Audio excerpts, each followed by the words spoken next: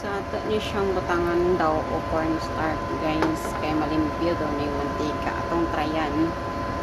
Kaya ako ni siyang prinituhan o fried chicken.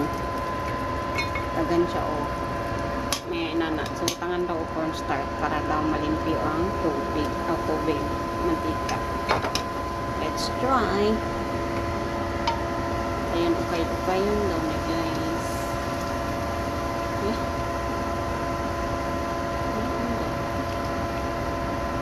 Start daw yung lipat. Ang gawit na lang eh.